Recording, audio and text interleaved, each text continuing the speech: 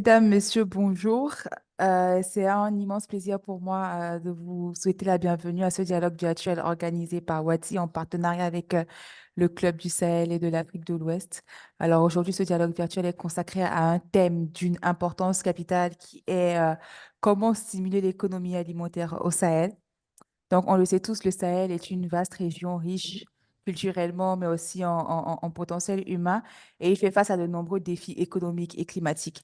Pourtant, c'est aussi une région d'opportunités, notamment dans le domaine de l'agriculture et de l'économie alimentaire. Et aujourd'hui, plus que jamais, il est crucial de repenser et de dynamiser ce secteur afin de garantir la sécurité alimentaire et de favoriser la résilience des communautés, ainsi aussi stimuler un développement économique inclusif et durable. Donc, pour en discuter aujourd'hui, nous avons invité Madame Alatou Dem, gérante associée de l'entreprise Les Céréales de Tam Tam, pour échanger, débattre et proposer des solutions innovantes et concrètes sur ce sujet. Sa présentation approfondie sera faite ultérieurement, mais nous vous incitons vraiment à participer massivement dans les commentaires parce que votre participation est essentielle pour enrichir cette discussion et contribuer à l'élaboration de stratégies efficaces et aussi adaptées aux réalités locales. Par ailleurs, Wati renouvelle son remerciement au Club du Sahel pour cette collaboration autour du projet Conversation sur l'avenir du Sahel qui nous a permis d'explorer divers sujets allant du changement climatique aux crises sécuritaires et aujourd'hui l'économie alimentaire. Je vais donc laisser la parole à Monsieur Alban Mas Aparici, économiste en charge des systèmes alimentaires et politiques alimentaires au sein du CSAO, pour son propos introductif. Merci beaucoup. Donc, je suis vraiment ravi d'introduire ce dialogue virtuel Wati CSAO sur le thème, un thème très important.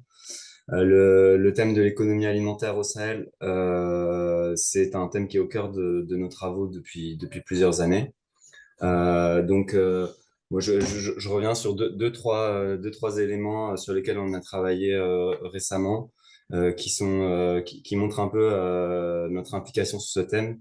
Bon, au niveau de la place de l'économie alimentaire dans la région, elle est centrale. Elle représente deux tiers de l'emploi, notamment chez les jeunes et les femmes, et plus d'un tiers du PIB dans la région.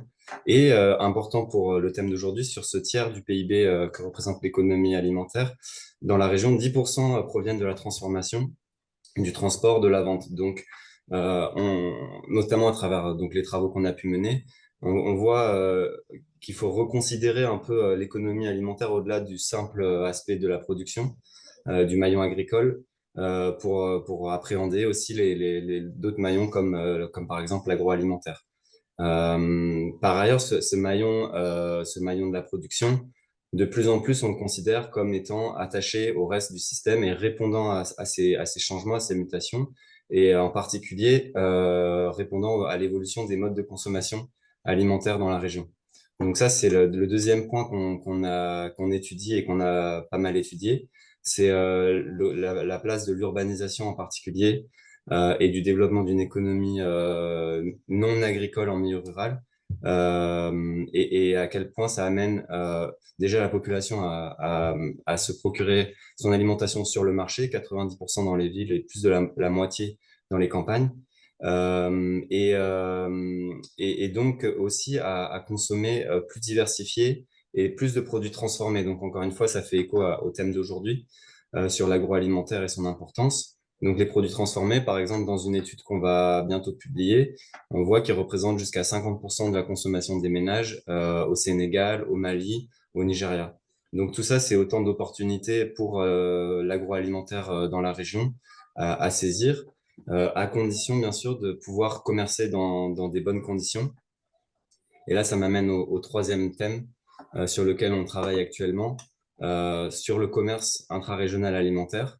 Donc, on est en train un peu d'étudier ce commerce dans toute son ampleur, parce qu'on sait qu'il est largement sous-estimé à travers les statistiques officielles collectées par les douanes, puisqu'une grande partie de ce commerce transite en dehors des postes douaniers ou n'est pas enregistré lorsqu'il passe par les postes douaniers. Donc, les flux sont parfois 10 fois plus élevés que ce qui est officiellement enregistré. C'est ce qu'on voit en utilisant des enquêtes qui ont été menées dans la région.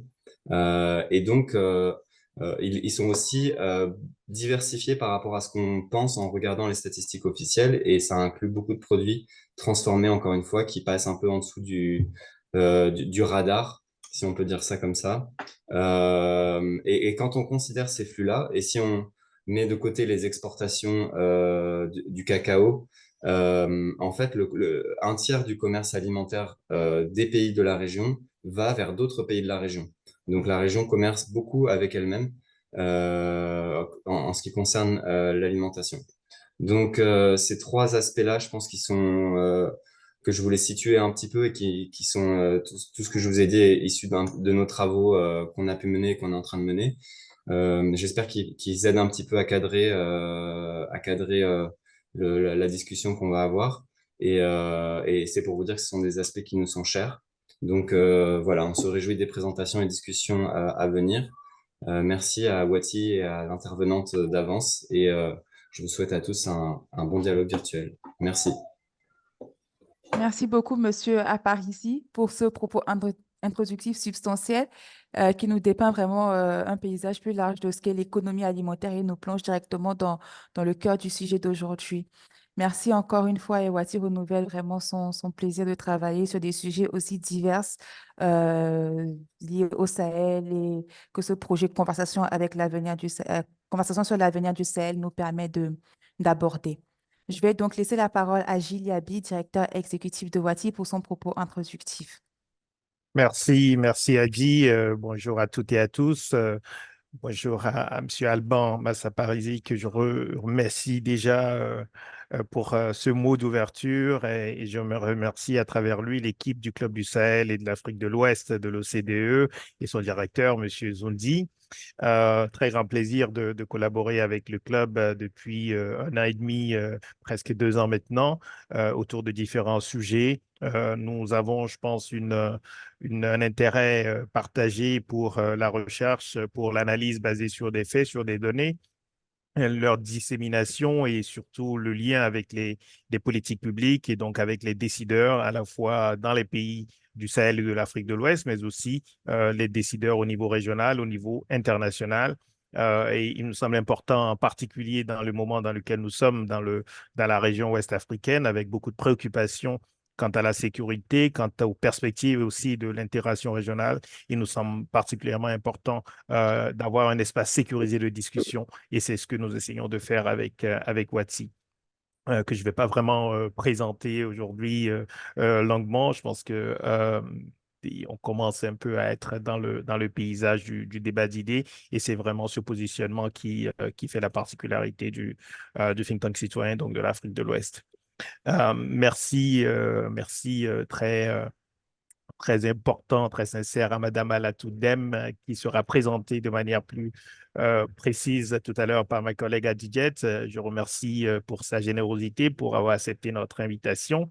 Et je souligne que par rapport justement aux discussions que nous avons parfois sur les systèmes alimentaires. Nous avons une discussion en décembre dernier, justement dans le cadre de cette collaboration sur la sécurité alimentaire, où nous avions beaucoup mis l'accent sur une des productions du Club du Sahel, qui montrait à quel point les prix étaient élevés dans la région et constituaient un obstacle important à l'accès des populations, non seulement à l'alimentation de manière générale, mais encore plus à une alimentation équilibrée. Aujourd'hui, nous allons aborder, disons, de manière très concrète la question de l'entrepreneuriat dans le domaine agroalimentaire. Et c'est une discussion très concrète que nous souhaitons avoir aujourd'hui.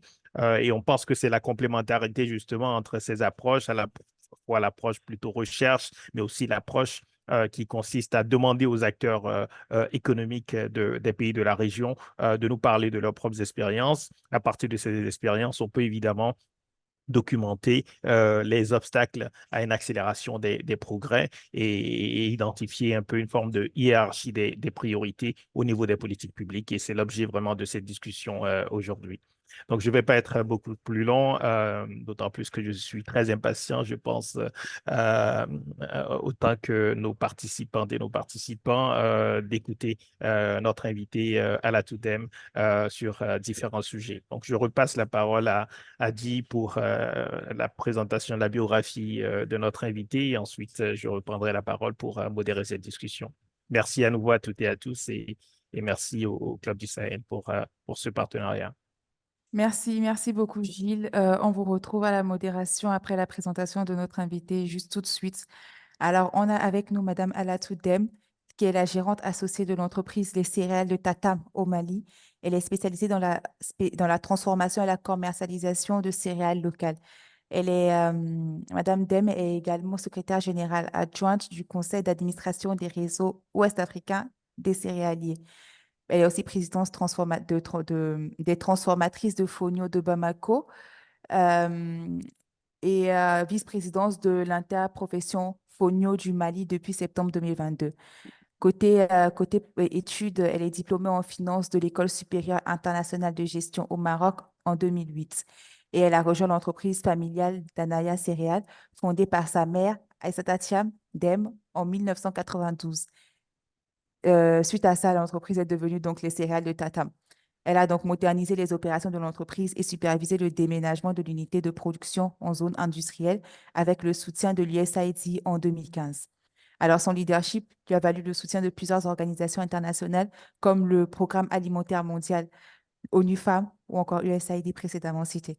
En 2018, elle a reçu aussi le prix du meilleur entrepreneur par BNC Communication événementiel et engagée dans la protection de l'environnement. Elle participe à de nombreux ateliers sur l'agroécologie et a été classée parmi les 50 personnes les plus influentes du Mali par le Journal du Mali en 2018. Elle œuvre pour l'amélioration de la productivité des céréales de Tatam tout en favorisant l'emploi des femmes et des jeunes. Donc, vraiment, merci, Madame Dem, d'être avec nous aujourd'hui. On a hâte de vous entendre partager votre expérience et vos connaissances sur le sujet d'aujourd'hui. Je vous souhaite alors à tous de beaux échanges, un excellent dialogue virtuel et je vous invite massivement à participer encore une fois dans la barre des commentaires, à nous envoyer vos interrogations et vos avis sur ce qui sera dit lors de la conversation. Merci beaucoup. Gilles, je vous laisse la parole pour la modération. Merci beaucoup Adji. Alors, on va commencer tout de suite à la Toudem, peut-être avec votre expérience personnelle. Cela a déjà été un peu effleuré là par ma collègue. Je pense que pour commencer, ce serait vraiment intéressant pour nous voilà, de comprendre pourquoi vous avez rejoint l'entreprise qui a été créée par votre mère, comment s'est passée cette transition et à partir de ce moment-là, quelles ont été les priorités dans la transformation et le développement de votre entreprise. Peut-être nous rappeler aussi ce que vous produisez concrètement. Je sais que vous défendez beaucoup le fonio, céréales star de ces dernières années qu'on connaissait assez peu, en tout cas au niveau régional et international, et qui commence à être beaucoup plus connu. Mais peut-être nous parler du fonio, mais aussi des autres céréales transformées que vous écoulez sur le marché malien, mais aussi au-delà. Ok. Bonjour tout le monde. Bonjour Gilles. Merci beaucoup pour l'invitation. Comme elle l'a dit dans ma biographie, je suis revenue au Mali en 2009, après avoir fini en 2008 mes études au Maroc. Quand je suis revenue, j'ai fait des stages, j'ai fait pas mal de petits boulots par-ci, par-là. C'est vrai, ma mère, elle m'invitait toujours à dire pourquoi tu cherches un emploi, pourquoi ne pas venir travailler dans mon entreprise, c'est une opportunité de l'agrandir. Mais à l'époque, l'entrepreneuriat n'était pas, comment on dit, c'était pas la volonté de tout le monde. C'était pas, surtout ceux qui allaient étudier à l'extérieur, revenir, c'était difficile pour nous de nous imaginer en tant qu'entrepreneur parce que c'était pas dans notre éducation. Pourtant, j'ai grandi avec une mère entrepreneur. J'ai grandi avec une mère qui faisait de la transformation à la maison avant de construire une unité. Mais pour moi, c'était pas une opportunité au fait parce que c'était tellement artisanal que je voyais pas l'opportunité. Mais heureusement pour moi, dans mon parcours, j'ai eu la chance de travailler avec une fondation qui appuyait des femmes au niveau de Bamako, au niveau de comment on appelle ça, au niveau de Welesebougou, des villes à proximité de Bamako. Donc, j'ai eu la chance d'aller voir ces femmes, de voir leur travail, de voir l'opportunité qu'elles ont de créer des choses à partir de la terre et de voir leurs difficultés d'écouler ces produits, d'accéder au marché. Et j'ai commencé à m'intéresser au marché que ma mère faisait, à la transformation qu'elle faisait. Et j'ai commencé à l'aider au niveau de la comptabilité, j'ai commencé à voir les opportunités et je me suis dit que c'est vraiment une opportunité pour moi de l'aider à grandir son entreprise parce qu'elle voulait aller vers l'industrie et moi, je pense que c'est vrai que je n'avais pas l'expérience du travail dans le monde professionnel, mais son expérience à elle, plus ce que moi j'ai étudié à l'école, pouvait nous amener un peu plus loin. Donc, une année après, j'ai décidé de m'associer à elle et de prendre ses rêves comme les miens. Et de là, on a vraiment vécu une expérience, un parcours riche en défis et en apprentissage pour elle comme pour moi. Elle transformait au moins plus d'une vingtaine de produits. Donc, le challenge pour moi, c'était de voir les produits qui marchaient le plus parce que aller vers l'industrie, on ne peut pas aller sur 20 produits parce qu'il faut de l'investissement, il faut de la liquidité, des fonds de roulement. Donc, on a décidé de garder une dizaine de produits à la base. Et c'était, pour moi, c'était visible que le phono était une opportunité grandiose. C'était un produit sans gluten, très bon pour la santé et qui pouvait être promu dans d'autres pays que la nôtre. Donc, on est parti sur cette base. On faisait du phono précuit, du chouka, de la farine de mil, du chakri, du dégué, en fait, tout ce qui était demandé au niveau local et au niveau international, parce que nous avons une diaspora très développée dans les pays comme la France, comme les États-Unis, et même dans la sous-région, qui avait des besoins spécifiques pour ces produits. Donc, en 2012, on a approché l'USAID qui a accepté notre demande de renforcement de capacité parce qu'on était dans une zone d'habitation. C'était difficile pour nous d'agrandir l'entreprise dans cette zone. Il fallait aller en zone industrielle.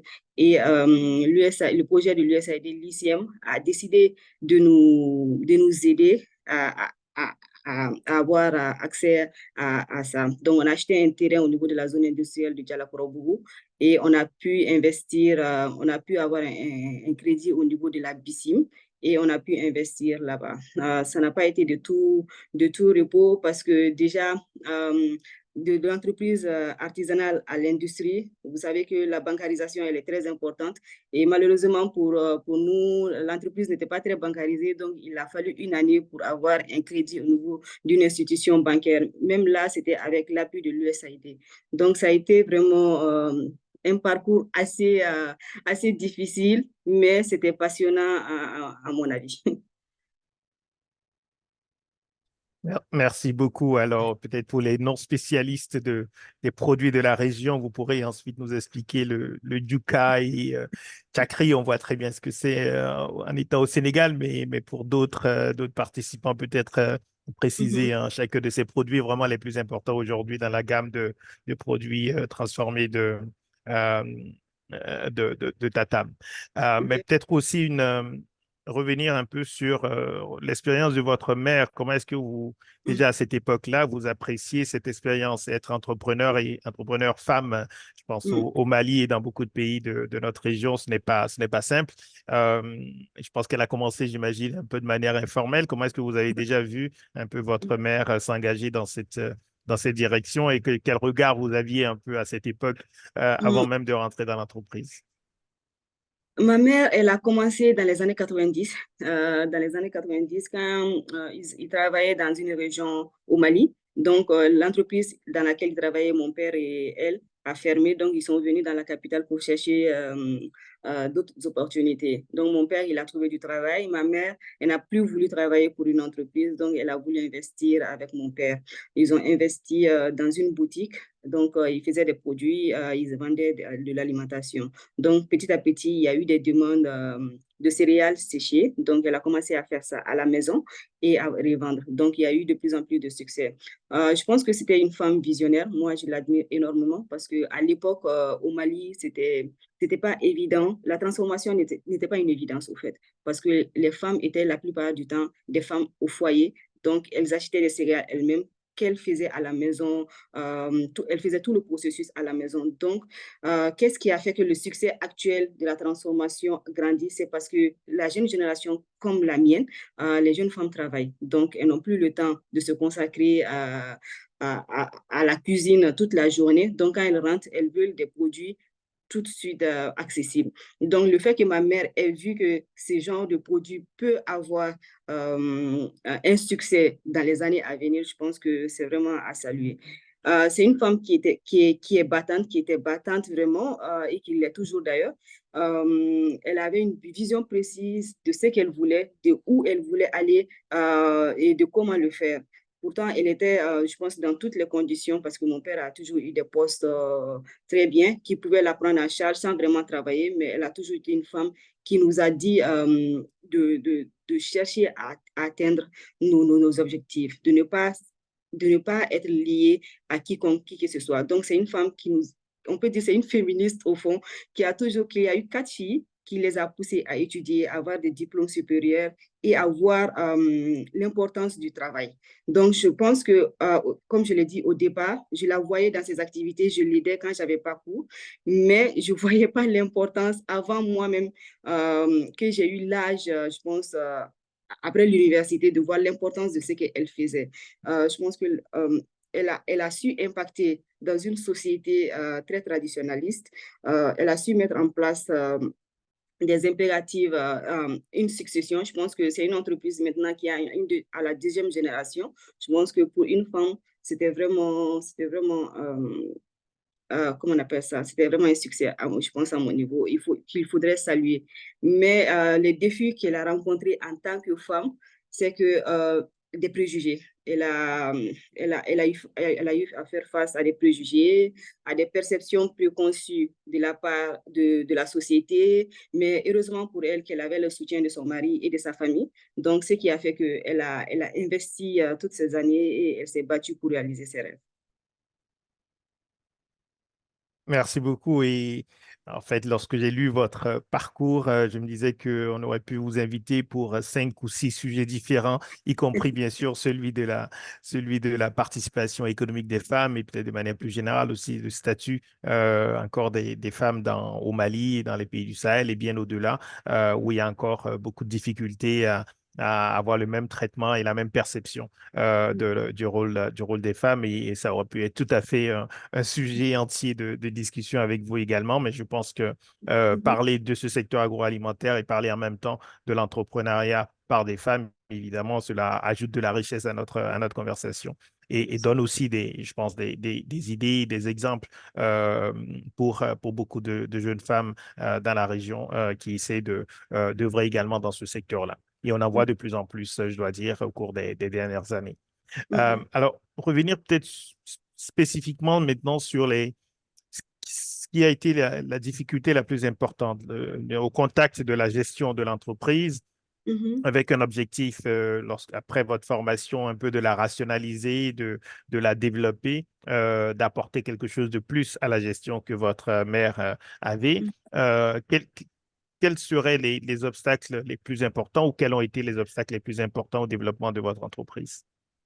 Hum, Au fil des ans, je pense que pour l'amélioration, c'était pas un obstacle très dur, mais c'était ardu à mettre en place. Comme je dis, c'était vraiment informel et artisanal, donc c'était de structurer. Vu que moi-même, je n'ai pas l'expérience de mettre en place tout ce processus, j'ai été appuyée par des partenaires qui m'ont aidé à le faire, mais je pense que c'était passionnant. C'était de structurer l'entreprise, de mettre on appelle ça un manuel de procédure en place, clair et net, de séparer la gestion informelle pour que ça soit plus formalisé.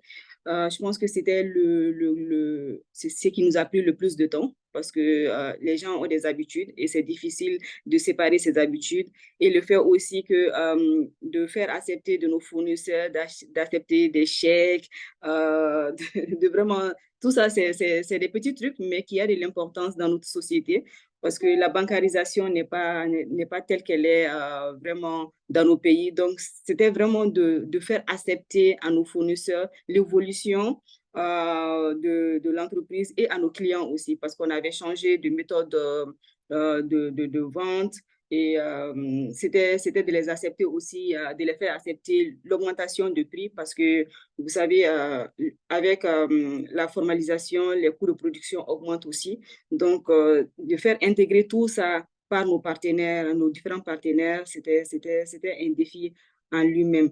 Le deuxième défi, c'était vraiment aussi l'amélioration du processus de transformation, la qualité, parce qu'on a toujours voulu aller vers la certification. Malheureusement, on n'a pas encore la certification ISO 22000. On a, on a commencé la démarche, mais c'est vraiment un système ardu à mettre en place parce qu'il faut une traçabilité en amont et en aval. Euh, on travaille avec nos fournisseurs, nos coopératives pour mettre un approvisionnement, une traçabilité vraiment en place et ça nous prend énormément du temps et de l'énergie. Donc, ça, c'est un défi énorme. Aussi, pour une entreprise, pour la viabilité d'une entreprise, il faut la recherche et développement. Pour les petites entreprises comme nous, c'est très difficile d'investir dans ça, chaque fois d'améliorer, de mettre de nouveaux produits en place pour ne pas être dépassé par la concurrence.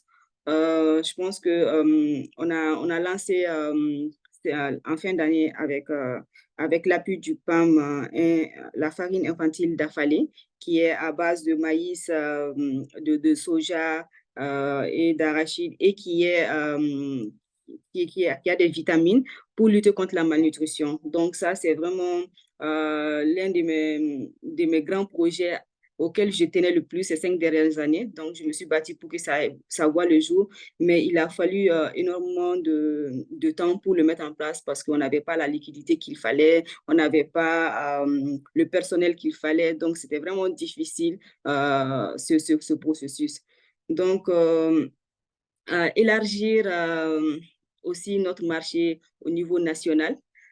Comme vous savez, le Mali traverse une crise politique une crise au niveau du centre et du nord. Donc, il est très difficile pour les petites entreprises d'écouler leurs produits dans ces régions. Donc, on est obligé de rester à Bamako ou dans les régions comme Kayes, Sigasso. Donc, tout ça, c'est des freins pour des entreprises comme nous qui n'avons pas les moyens d'amener nos produits au niveau national. Donc, on s'est concentré aussi un peu sur l'exportation, mais avec on s'est rendu compte que l'exportation ne peut pas être la seule solution parce que quand on s'est retrouvé coupé du monde, on ne pouvait pas exporter ni même dans les pays de la sous-région, ni dans d'autres pays. On a décidé de se concentrer beaucoup plus sur la production nationale, de voir comment écouler nos produits au niveau national parce que si un jour ou l'autre, le Mali s'est retrouvé encore coupé du monde, l'entreprise va couler parce qu'on va trop dépendre de l'exportation. Donc, il y a tout ça à prendre en considération pour une entreprise comme la nôtre. Merci beaucoup. On va peut-être revenir sur quelques points clés.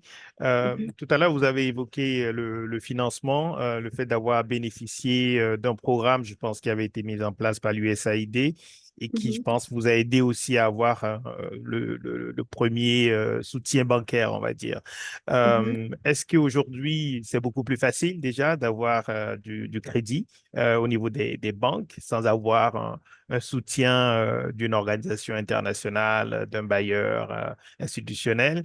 Et est-ce que la question du financement reste un peu l'obstacle principal à l'émergence de nouvelles entreprises dans le secteur ou même simplement au développement du secteur? Vous avez évoqué la recherche et développement, donc vous avez besoin, par exemple, d'investissements dans ces domaines-là. Est-ce qu'aujourd'hui, vous pouvez aller voir des banques au Mali qui vont comprendre ce besoin et qui vont vous faire confiance et vous accorder un prêt?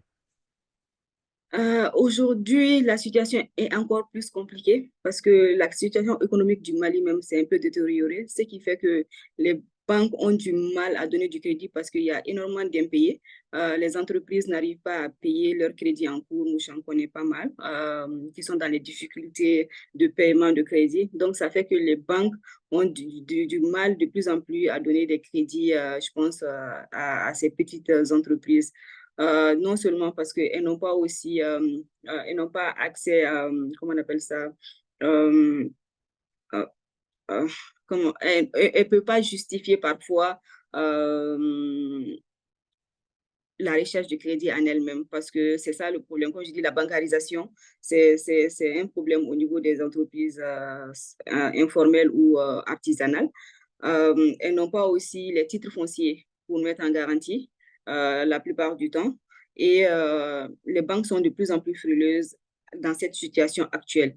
Mais il y a quelques années, je pense que ça avait évolué. Beaucoup de partenaires avaient mis des fonds de garantie au niveau des banques pour pouvoir aider les petites unités, surtout les unités de femmes. Mais ça n'a pas donné beaucoup parce que ces femmes ne sont pas structurées. Elles ont besoin de structuration, elles ont besoin de plus d'appui. Ce n'est pas simplement les garanties, mais il faut plus d'appui en amont pour qu'elles puissent accéder à ces crédits. Et les ressources financières disponibles ont des taux tellement élevés aussi, des taux d'intérêt tellement élevés pour les entreprises. Donc, on ne peut pas s'élever tout le temps pour aller demander du crédit parce que avec les taux d'intérêt, les frais qu'on met pour la recherche du crédit, tout ça, c'est un coût pour l'entreprise. Donc, ça fait que parfois, on met tous nos bénéfices dans la recherche du crédit et ça n'a pas d'intérêt. C'est pourquoi on est tous en manque de fonds de roulement. C'est pas forcément parce que quand tu vas à la banque, le taux de crédit tellement élevé, tu te dis, bon, ça sert à quoi? Bon, il y a beaucoup qui pensent comme ça, donc c'est difficile pour que les entreprises aillent vers. Et je pense qu'il faut changer. Il faut changer de manière de financer les entreprises agroalimentaires qui n'est pas la même que les entreprises industrielles ou des grandes entreprises qui ont peut-être d'autres opportunités, mais nous, on n'a pas tellement d'accès au financement. Et est-ce qu'au Mali, est-ce qu'il y a une banque de développement agricole ou une institution publique, mais qui est dédiée un peu au financement de ce secteur qui est absolument fondamental pour le Mali? Je pense que c'est 80% peut-être de la population en réalité qui dépend de l'agriculture et des activités connexes. Donc, est-ce qu'il y a des structures de soutien aussi publiques qui jouent un rôle ou qui pourraient jouer un rôle plus important? Oui, il y a la BNDA, par exemple, la Banque nationale pour l'agriculture. Moi, personnellement, j'ai eu un fonds, un crédit il y a 3 ans pour acheter des équipements avec la banque. Donc, ils sont là. Mais comme j'ai dit, le processus pour accéder au crédit en elle-même est compliqué pour la plupart des entreprises. C'est ça. Et il y a aussi, je pense qu'il y a aussi le fonds de garantie que l'État a mis en place. J'ai pas eu à bénéficier de ça parce que je suis pas allée vers eux, mais je sais quand même qu'il y a des entreprises qui vont vers eux, qui demandent au fonds de garantie. Mais je sais aussi qu'il y a des plaintes par rapport à l'accès à ces avantages-là. Comme je dis, les grandes entreprises ou les entreprises beaucoup plus structurées ont plus accès à ces avantages que des petites unités de transformation. Et n'oublions pas que la plupart des entreprises qui sont dans la transformation au Mali sont des entreprises informelles ou des entreprises formelles, mais pas structurées. Donc, c'est une difficulté d'accès au crédit en soi-même. Donc, je pense que non seulement ça vient de nos entreprises, mais ça vient aussi du fait que l'accès au crédit est difficile pour nos entreprises.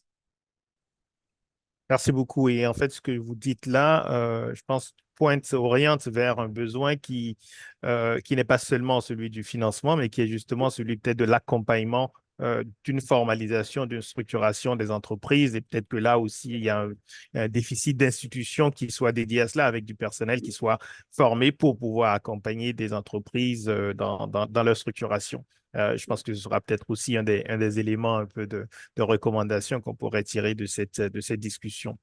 Toujours sur l'aspect finance, parce que vous avez été formé en finance notamment Oui. au Maroc, et je ne Mhm. sais pas si vous avez continué à garder un lien important avec le Maroc. Mhm. Et est-ce que ça vous inspire lorsque vous regardez le développement du secteur agroalimentaire dans un pays comme le Maroc, qui exporte beaucoup d'ailleurs en Afrique de l'Ouest? Mhm. Et lorsque vous avez vécu aussi au Maroc, est-ce que vous avez l'impression qu'il y a beaucoup de choses qu'on pourrait faire, même si on a des ressources moins importantes dans un pays comme le Mali et qu'on ne fait pas en termes d'innovation, en termes de soutien à l'entrepreneuriat? Oui, franchement, le Maroc, c'est un pays, je pense, exemplaire pour l'agriculture en Afrique. Ils ont énormément investi dans le secteur de l'agriculture, ce qui fait qu'ils produisent énormément, ils vendent en Afrique, ils vendent en Europe. Ils ont su mettre en avant l'agriculture au point que les entreprises se sentent fiers de produire. Je pense que nos États peuvent s'inspirer de ça pour favoriser l'accès des entreprises agroalimentaires en mettant des mécanismes de crédit agricole adaptés en place. Des visions spécifiques, je pense qu'au Maroc, ils ont plus accès au crédit, ils ont plus d'appui de l'État, des subventions, même la TVA pour les entreprises de transformation, elle est moindre que les entreprises d'autres secteurs. Il faut mettre des programmes de soutien financier et des incitations fiscales pour encourager les investissements dans le secteur agricole dans nos pays.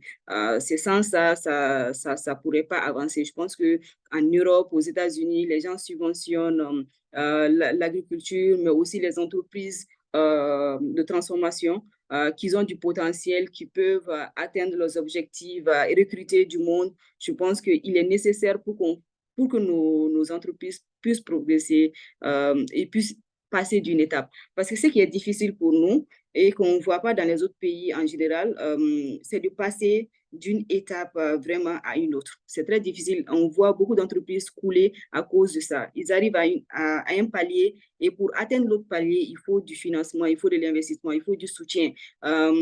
Dès qu'on a un manque de l'un d'entre, et on tombe vite, on tombe vite. Et la plupart des entreprises n'arrivent pas, je pense, à un certain niveau, au Mali quand même, à passer à une étape supérieure. Et je pense que ce serait à nos États de nous aider à vraiment passer en encourageant les investissements par la fiscalité, par les subventions, par des appuis en tout cas.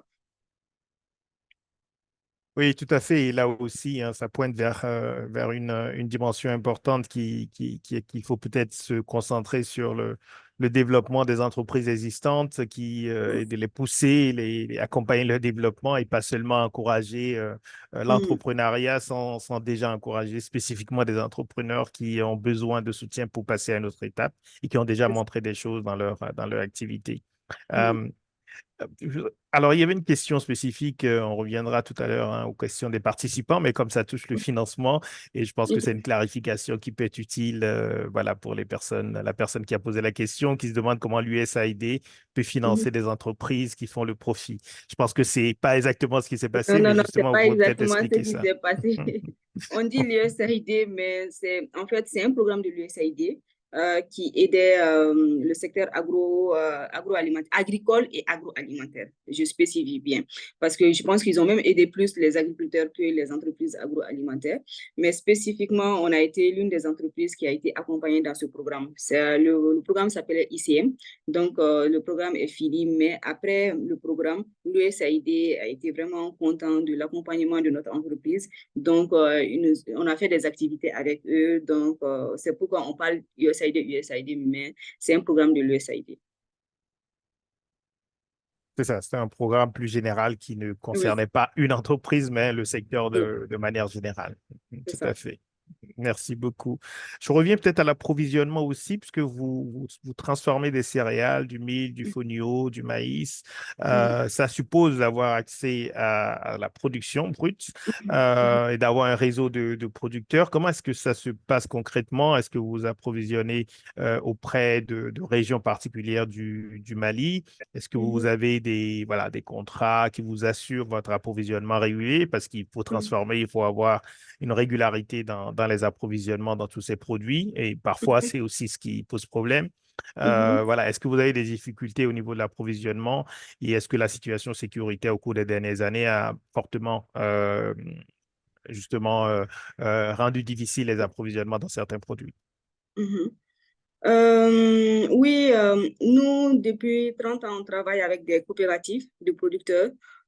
Surtout, ma mère, elle avait commencé avec le mil. Elle a plus structuré la filière mil qui a ses goûts. On travaille avec des coopératives qui nous approvisionnaient en mil sorgho. Euh, comment on appelle ça, depuis une trentaine d'années. C'est vrai qu'on avait commencé par des contrats, mais à l'heure actuelle, on n'a pas de contrat fixe avec eux, mais on a une collaboration sur la longue durée avec eux. Chaque année, on leur dit les quantités dont on a besoin de production et ils travaillent aussi avec d'autres partenaires. Donc, à chaque fois, je pense qu'ils mettent de côté notre demande spécifique en 1000, par exemple, et on peut avoir accès à ça. Mais je pense que ces dernières années, avec les problèmes, les crises, les problèmes climatiques, les déplacements des populations, ça a réduit un peu la productivité agricole au Mali. L'insécurité a eu un impact assez compliqué sur eux et aussi les problèmes climatiques. Donc, ça fait que le prix des matières premières ont augmenté, surtout le fonio d'ailleurs. Ces 2 dernières années, le fonio a atteint des prix qu'on n'a jamais eu ces 30 dernières années. Donc, mais tout ça, c'est vraiment dû aux facteurs comme la perturbation climatique, l'insécurité et le déplacement des populations. Donc, mais nous, on a des acteurs avec qui on travaille depuis des années et des années. On essaie de les appuyer aussi à avoir d'autres marchés que nous parce que parfois on a des difficultés à prendre toutes les quantités qu'ils mettent pour nous parce que nous aussi, notre marché dépend de la sécurité, de la santé, dans la santé du pays et quand la santé du pays va mal, ça fait que nous aussi, nos chiffres d'affaires baissent et ça fait aussi qu'on achète moins de matières premières. Donc, tout ça est un peu relié à mon avis. Merci beaucoup. Et je pense que l'autre sujet lié à cela, c'est peut-être celui des ressources humaines. Je vous ai entendu dire dans quelques interviews que c'était quand même assez difficile aussi de trouver de la main-d'œuvre de qualité, des gens qui restent, des gens qui travaillent, en particulier au niveau des jeunes.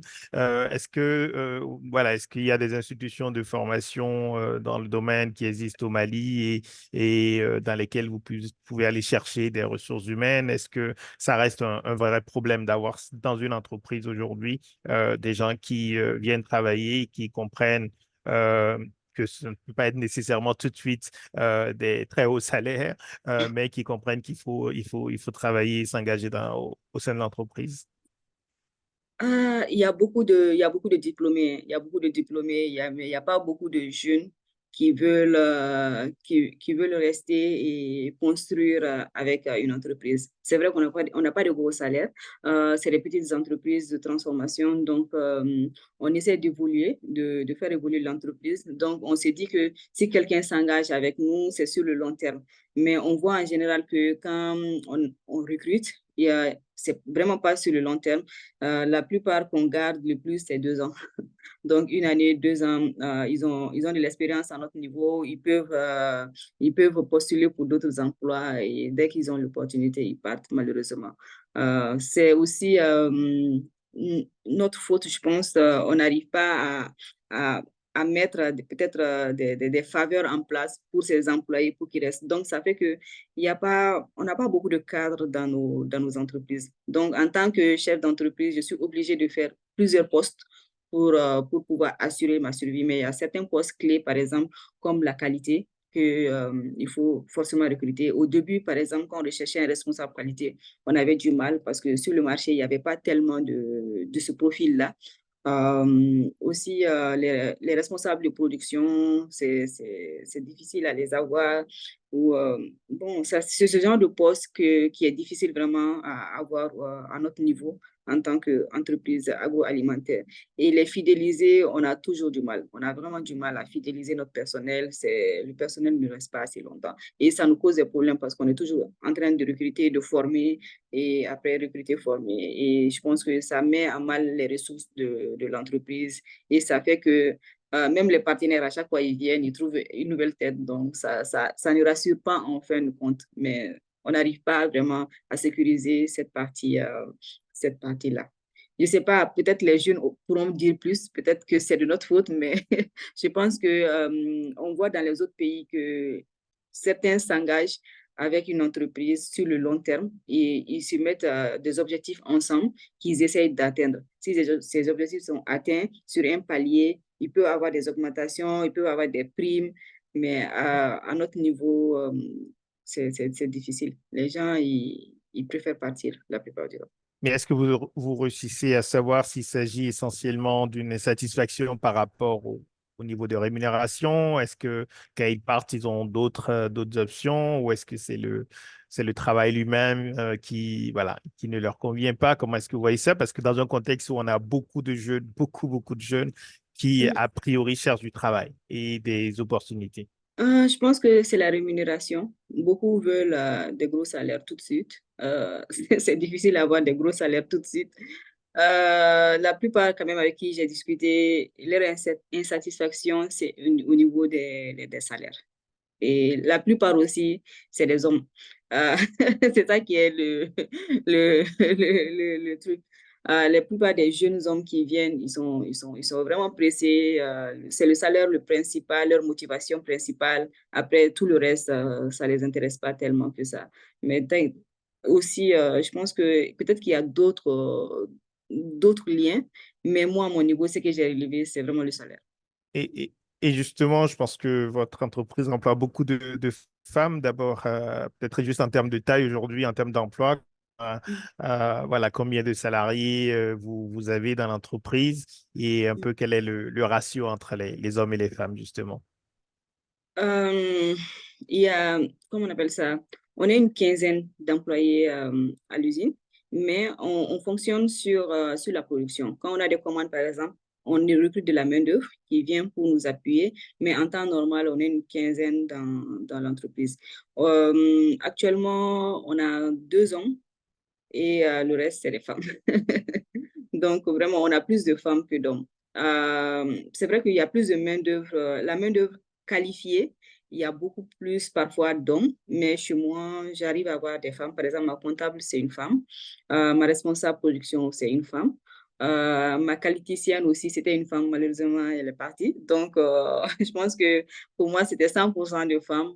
C'était surtout au niveau de la mécanisation qu'il y avait des hommes. C'est surtout ça, la mécanisation, mais sur tout le reste, sur tous les postes, la plupart du temps, c'est les femmes. Et est-ce que vous observez une différence dans la manière de travailler entre les hommes et les femmes au Mali de manière générale sur la base de votre expérience? Oui, énormément. Comme je l'ai dit, les femmes, elles ne mettent pas en priorité le salaire, la volonté de travailler déjà, de prouver ce qu'elles valent. Je pense que ce désir d'accomplir quelque chose est très féminin au Mali.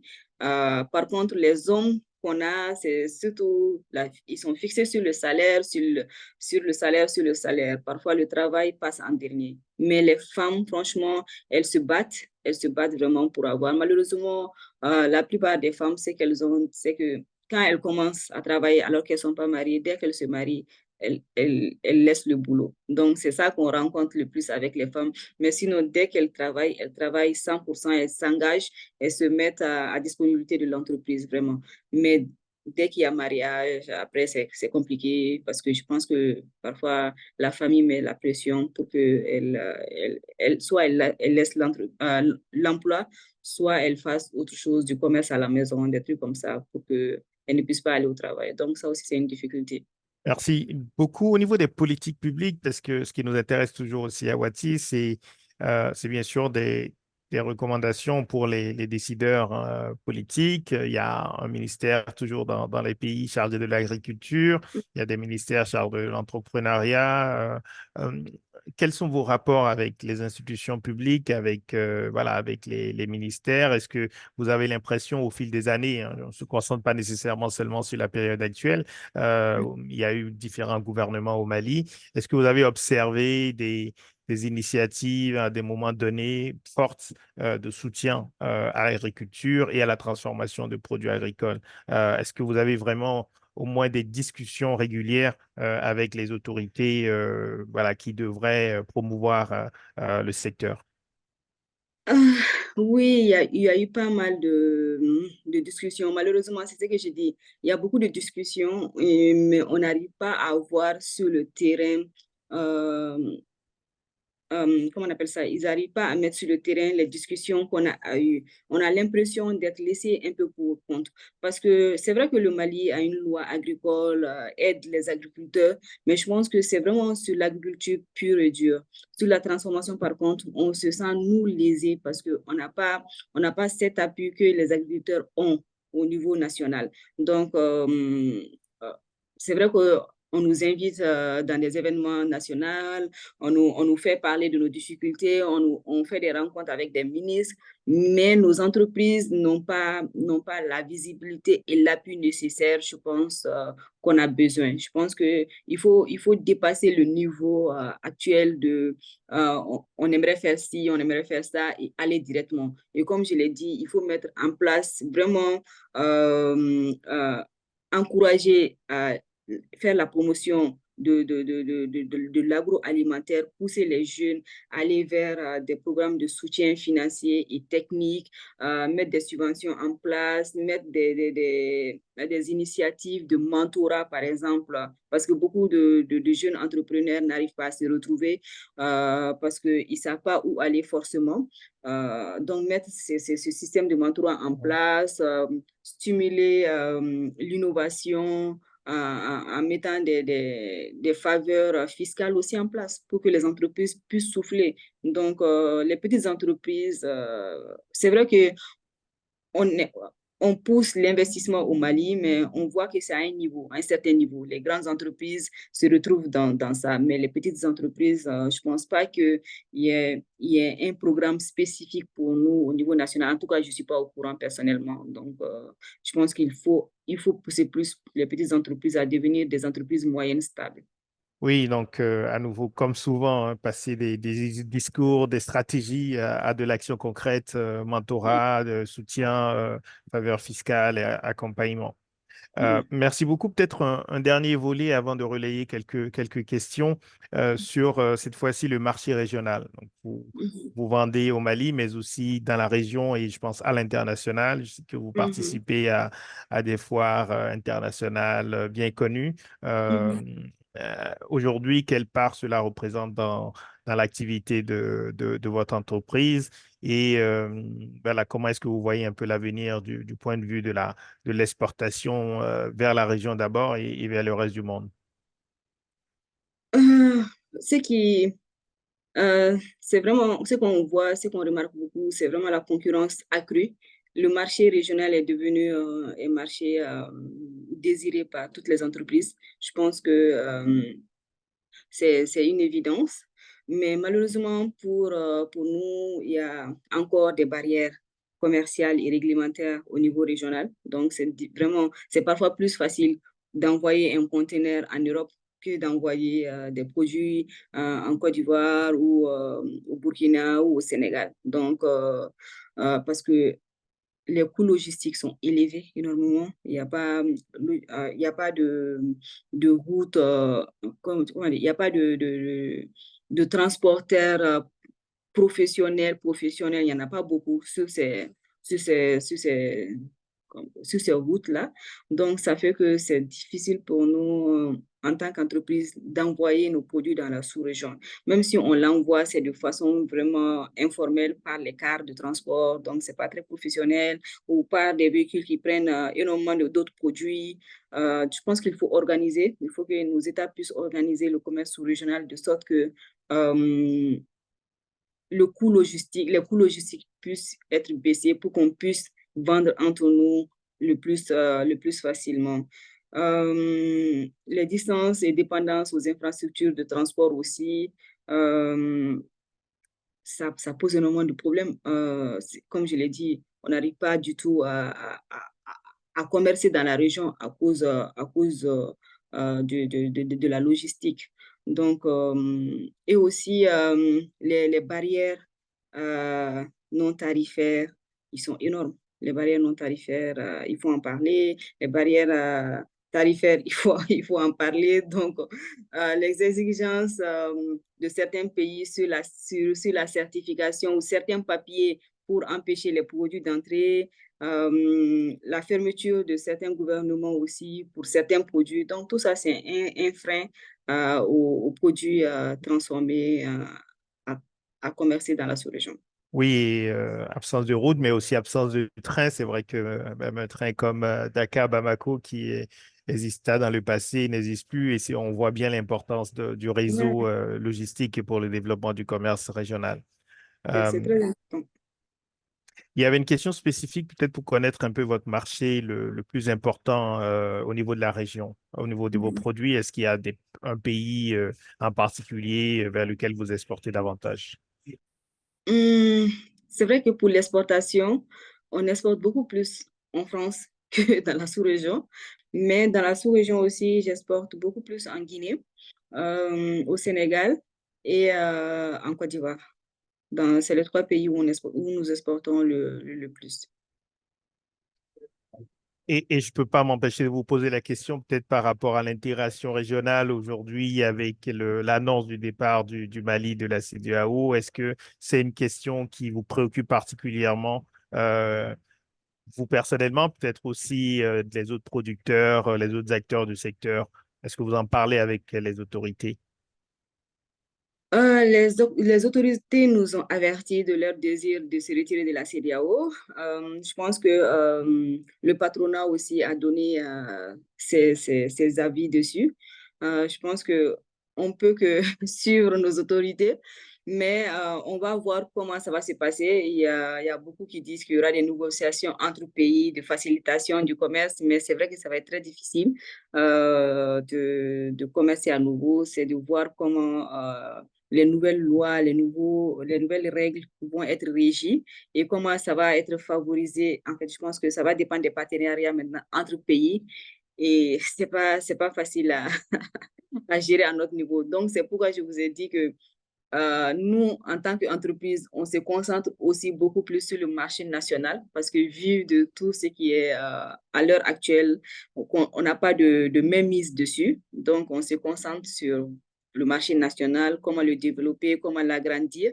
Mais le marché régional est un marché que nous désirons beaucoup parce que nos produits sont demandés dans ces pays et ce n'est pas notre souhait que nous soyons fermés à nos voisins, que nous puissions commercer avec eux, mais nous devons suivre aussi les directives du gouvernement.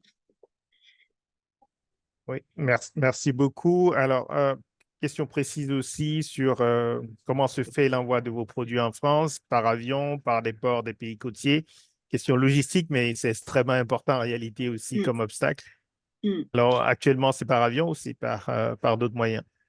Ça dépend des quantités. Il y a certains clients, quand ils prennent que 5 tonnes, 3 tonnes, ils envoient, d'autres envoient par avion, d'autres par groupage. En fait, nous, pour faciliter la vie un peu, on ne s'occupe pas de la logistique parce qu'on n'est pas une entreprise spécialisée dans la logistique. Donc, on dit à nos clients, s'ils ont des transporteurs avec qui ils travaillent, nous, on peut mettre à disponibilité le produit. Mais eux, ils s'occupent de la logistique. Donc, ce qui fait que c'est plus facile pour nous parce que nos clients sont des distributeurs. C'est des intermédiaires qui viennent acheter avec nous, qui revendent sur le territoire français. Nous, on n'a pas cette capacité, on n'a pas le niveau de professionnalisation à ce niveau pour maîtriser la logistique. Donc, la logistique est vraiment à partir de notre clientèle. Donc, les conteneurs, ils amènent les conteneurs à notre niveau, on remplit les conteneurs et eux, ils s'occupent de la logistique. Mais je pense que la plupart maîtrisent vraiment le système, donc ils arrivent à faire partir rapidement les produits, soit par bateau, soit par avion. Mais par avion, c'est cher, donc c'est par urgence seulement qu'ils amènent par avion. Mais sinon, tout le reste, c'est par bateau. D'accord, merci beaucoup. Alors, en fait, on est déjà dans le relais des questions. C'est parce qu'il y a des participants d'ailleurs qui veulent intervenir directement. C'est possible aussi si c'est très rapide.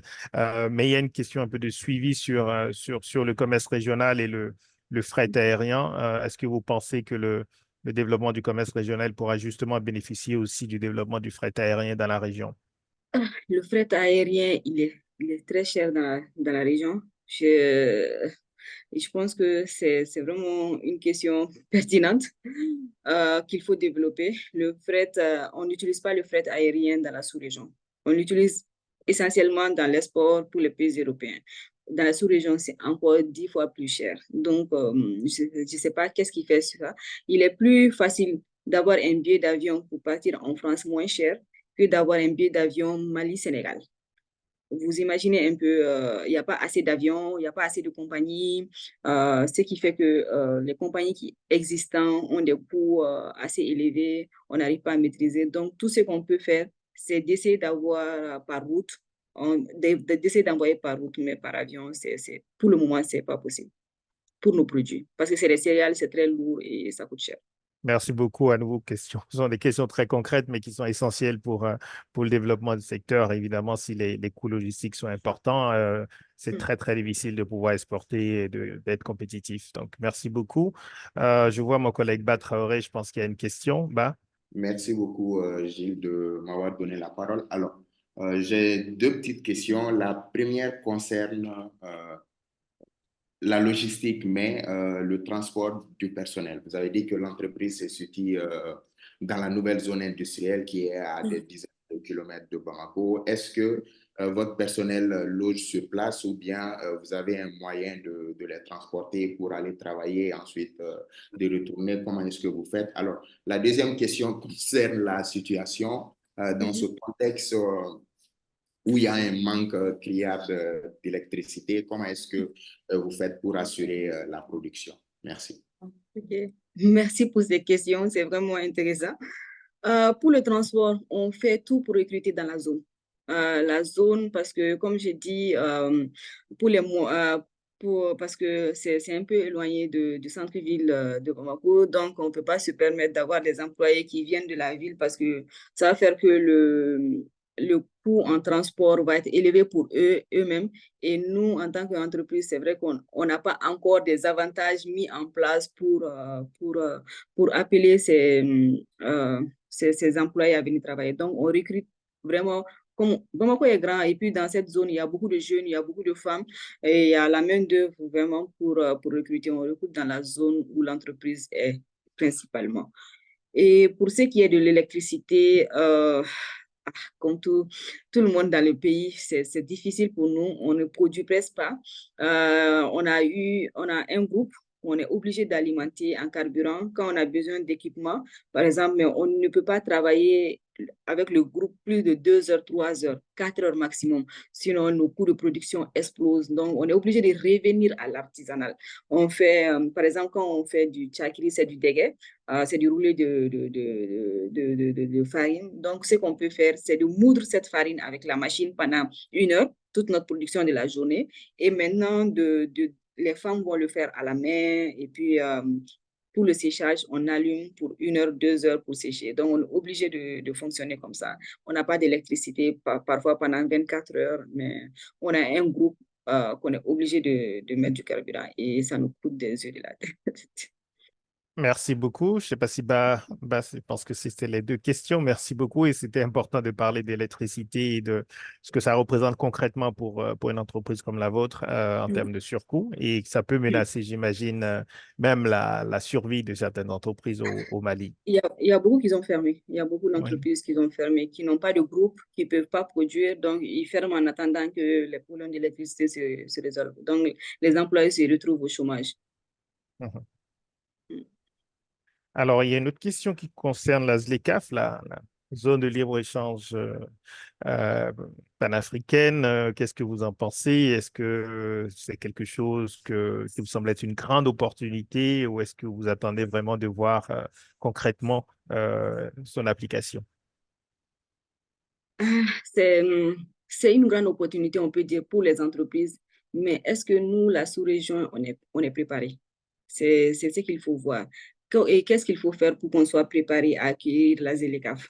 Ce qu'on remarque, c'est que les autres zones de l'Afrique sont beaucoup plus dynamiques avec la ZLECAf. Ils appuient les entreprises à se mettre à niveau, à se préparer à la venue de la ZLECAf. Mais on voit que dans notre région, c'est beaucoup plus timide. C'est vrai qu'on fait beaucoup de conférences autour, mais quels sont les appuis réels pour les entreprises? Je pense qu'il faut aller à la réalité. Comme je l'ai dit, par exemple, dans la transformation, il y a beaucoup d'informels, il y a beaucoup d'artisanal. Donc, comment ces entreprises vont survivre à la ZLECAf? C'est ce que je pense que c'est le thème que nos gouvernements et les partenaires doivent réfléchir au plus. Comment faire pour que ces entreprises informelles et artisanaux puissent accéder au marché de la ZLECAf. Parce que les pays, c'est vrai, ce serait une ouverture totale, mais c'est les grandes entreprises qui ont les moyens, qui ont les certifications, qui ont des produits de niveau de qualité supérieure, qui vont bénéficier de ça. Mais comment les petites entreprises peuvent accéder à ça? Sinon, c'est un grand marché, c'est une opportunité, mais est-ce que les petites entreprises auront accès à ce marché? Que font les dirigeants, que font les partenaires pour que ces petites entreprises informelles ou artisanaux puissent accéder? Parce que quoi qu'on dise, plus de 60% des entreprises dans nos pays sont informelles et artisanaux. Donc, c'est eux le marché, au fait, c'est eux. Et est-ce que ça va venir pour détruire ces entreprises-là ou ça va, si on les forme, si on les met à niveau, si on les finance, pour qu'ils puissent aller à l'étape supérieure, est-ce qu'ils pourront survivre à la ZLECAf? C'est nous-mêmes ce qu'on se pose comme question aussi. Et on a un peu de frayeur par rapport à ça. Est-ce qu'on aura l'opportunité de survivre? Oui, et ce que vous dites à nouveau nous ramène à la réalité, parfois au décalage entre ce qu'on peut voir dans des grandes conférences et comme discours et la réalité des entreprises au quotidien dans beaucoup de pays de la région. Et qui, évidemment, si c'est seulement pour permettre à de très grandes entreprises à l'échelle continentale de pouvoir exporter dans les produits, évidemment, ça pourrait être plutôt une menace d'ailleurs au tissu économique local. Et je pense que ça nous amène aussi à la nécessité d'avoir vraiment beaucoup plus de dialogue en permanence avec les autorités et avoir du débat public sur ces questions. Oui. Alors, il y avait une question aussi sur les partenariats. Est-ce que vous seriez intéressé par des partenariats avec des entreprises, par exemple au Sénégal? J'imagine que c'est peut-être un acteur du secteur qui nous suit et qui se dit qu'il y a des possibilités de faire des choses avec vous. Voilà, est-ce que vous avez déjà peut-être des partenariats dans la région? Est-ce que vous voyez des opportunités? Qu'est-ce que peut vous apporter d'avoir peut-être avec des entreprises dans un pays comme le Sénégal ou d'autres pays de la région, au-delà simplement de vendre? Est-ce qu'il y a des opportunités au niveau de la recherche? Est-ce qu'il y a peut-être des produits qui pourraient vous être inspirés par ce que d'autres font? C'est vrai que ces dernières années, je n'étais pas vraiment concentrée au niveau partenariat dans la sous-région. J'étais beaucoup plus concentrée sur la survie de mon entreprise et le développement de certains produits. Mais on est intéressé dans les années à venir à créer des partenariats au Sénégal, en Côte d'Ivoire, au Burkina, au Niger, que ce soit des partenariats dans la vente ou des partenariats autres. Comme je dis, une entreprise a toujours besoin de de se refaire, de s'inspirer d'autres, de mettre en place des techniques pour améliorer sa production, sa productivité et pour survivre. Donc, on n'est vraiment pas fermé à avoir des partenaires dans ces pays. Merci beaucoup. Il y avait aussi une question sur la certification. Vous avez évoqué tout à l'heure, évidemment, c'est important pour l'exportation et je pense vers certains marchés, c'est même un élément clé, j'imagine, pour exporter aux États-Unis ou même en Europe. Et la question était de savoir si le fait de ne pas avoir de contrat avec des coopératives, des producteurs locaux, hein, ce qu'on a évoqué tout à l'heure, est-ce que cela n'impacte pas le processus de certification? Est-ce que ce n'est pas un obstacle dans le processus?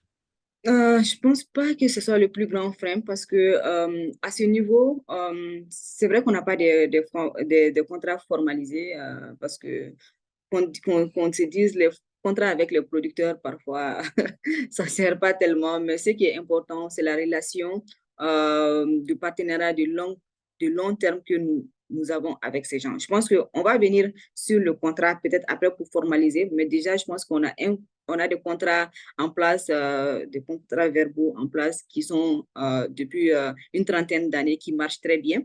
Ce qui est important, c'est la traçabilité qu'on demande, c'est de travailler avec ces coopératives-là, c'est de mettre en place cette traçabilité à leur sein, au fait. Ce n'est pas entre eux et nous, mais à leur sein. C'est ce qui est un peu compliqué parfois pour ces coopératives.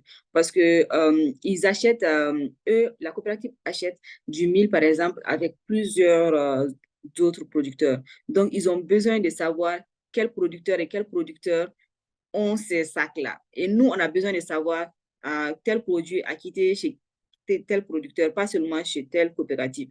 Donc, parfois, c'est cette mise en place qui est difficile pour la certification, pour la traçabilité. Et justement, peut-être sur les coopératives aussi et les producteurs de manière générale, est-ce que vous avez l'impression que vous les aidez aussi à se développer, peut-être à se structurer et à améliorer les conditions de vie des producteurs locaux, parce que la question qui est souvent posée dans le domaine aussi agricole, c'est qu'on a souvent l'impression que c'est d'une part les commerçants, peut-être les transformateurs, et pas vraiment les producteurs locaux qui gagnent suffisamment de revenus pour améliorer leurs conditions de vie. Au Mali, est-ce que vous avez vu une évolution positive dans les conditions de vie euh, des producteurs de céréales?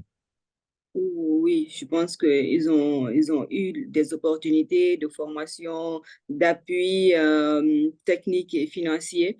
Et nous, par exemple, la coopérative avec laquelle on avait commencé à travailler, on l'a poussé à aller vers le PAM, par exemple, pour le projet P4P, parce que c'est le projet d'achat du PAM en céréales. Donc, ils ont pu bénéficier de ça, ce qui a fait qu'ils avaient des revenus annuels en dehors de nous, de d'autres partenaires. Donc, non seulement dès on a des formations, on a des partenaires qui veulent faire des formations pour des coopératives, on propose nos coopératives qui sont formées, qui sont accompagnées. Parfois, ils ont droit à des bâches, à des petits équipements. Donc, ce qui fait qu'il y a une amélioration continue de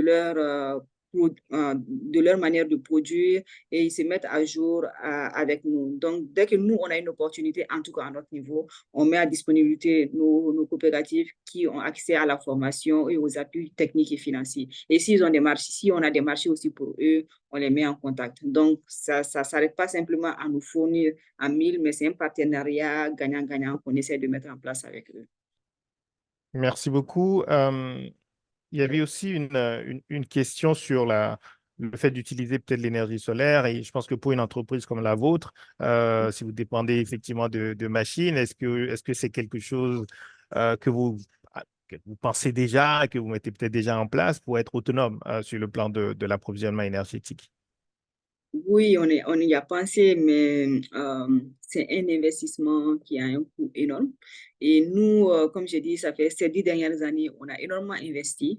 C'est des investissements qui, à 80%, viennent de nos fonds propres.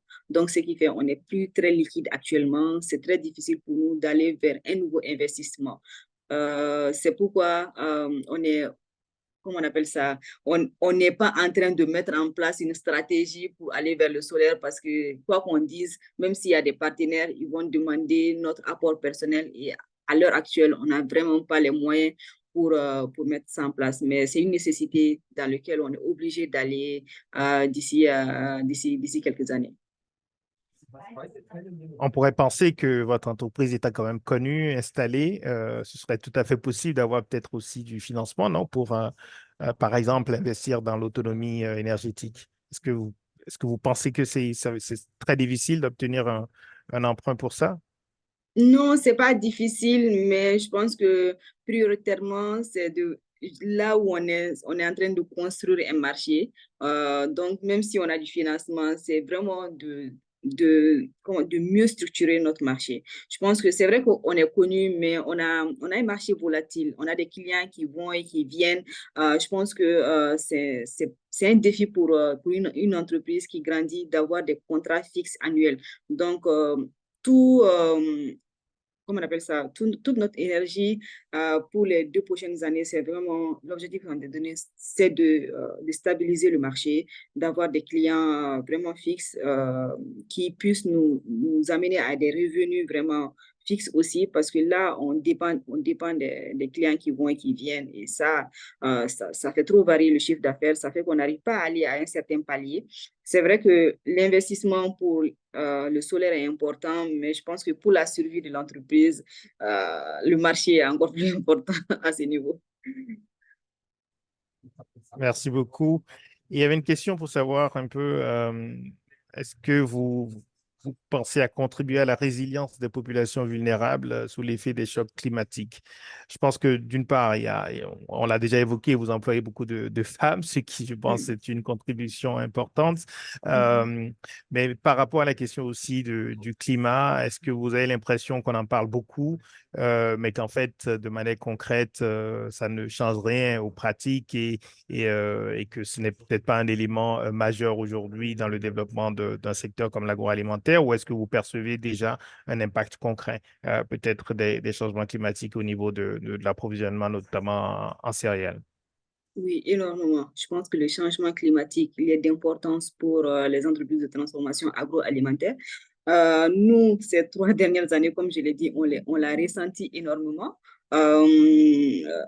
Avec les pluies parfois qui s'arrêtent avant l'heure ou qui ne commencent pas assez à temps, ce qui fait que parfois il y a des manques de céréales, il n'y a pas assez de céréales sur le marché, les prix ont explosé. Je pense il est important qu'on se batte pour l'agroécologie dans nos pays pour que parce que sans ça, je pense au fil des ans, les quantités de céréales qu'on va produire va diminuer alors que ça doit augmenter puisque les populations augmentent. Euh, il est important de changer ça, de se battre pour le climat. Et justement, sur l'agroécologie, est-ce que c'est compatible avec une production de masse? Est-ce que vous voyez vraiment les possibilités de concilier le fait d'avoir une grosse production, d'avoir de grandes entreprises et en même temps, voilà, de limiter l'usage des pesticides, de limiter, disons, tous les produits qui détruisent les terres, etc. Est-ce qu'il y a une vraie compatibilité et est-ce que vous voyez, vous avez des innovations peut-être à mettre en avant dans ce domaine-là? La production de masse, nos pays ne font pas tellement de production de masse parce que nos agriculteurs ont des terres d'1 hectare, 2 hectares, donc c'est vraiment des petits agriculteurs. Je pense que appuyer ces petits agriculteurs qui sont des millions d'agriculteurs vaut mieux que d'installer peut-être une grande entreprise de production. Franchement, je pense que nos petits agriculteurs ont besoin d'appui dans ce sens. On n'a pas besoin d'un seul grand producteur de céréales. Je pense que toutes les quantités que le Mali fait, c'est à base de petits agriculteurs. Donc, c'est ces petits agriculteurs qui souffrent du changement climatique aujourd'hui. Donc, l'agroécologie peut aller, je pense, avec la production de ces petits agriculteurs. Merci beaucoup. Et là, c'est vraiment des choix qui doivent être faits assez clairement sur le modèle aussi agricole et agroalimentaire que nous souhaitons dans nos pays, en nous regardant ce qui s'est passé dans certains grands pays où il y a quand même aussi énormément de difficultés aujourd'hui, avec beaucoup de production, mais effectivement un effet très négatif sur l'environnement et peut-être aussi des conditions de vie pour les agriculteurs qui viennent essentiellement de subventions que nous ne pouvons pas avoir dans les pays de la région. Donc, merci beaucoup. Alors, on approche de la fin de notre conversation. On va essayer de rester dans le temps aujourd'hui. Peut-être en termes si vous devez peut-être lister 3 ou 4 priorités pour vous, qui sont vraiment les points les plus importants. Si vous retrouvez, par exemple, à rencontrer aujourd'hui le président du Mali ou le Premier ministre, très haute autorité, quel serait le message ou quels seraient les messages clés que vous souhaiteriez porter, pas seulement au nom de votre entreprise, mais de l'ensemble des acteurs économiques du secteur et même au-delà du secteur?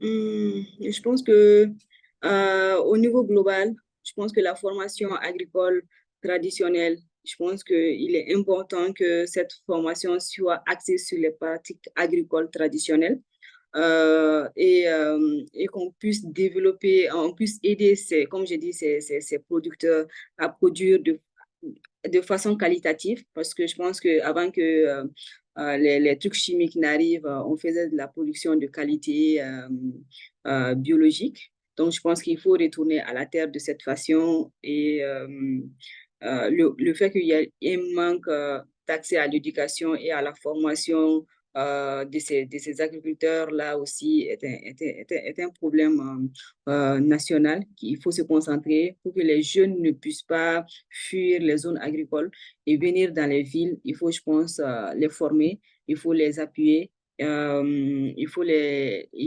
subventionner. On a, on a besoin aussi au niveau national de compétences techniques et entrepreneuriales.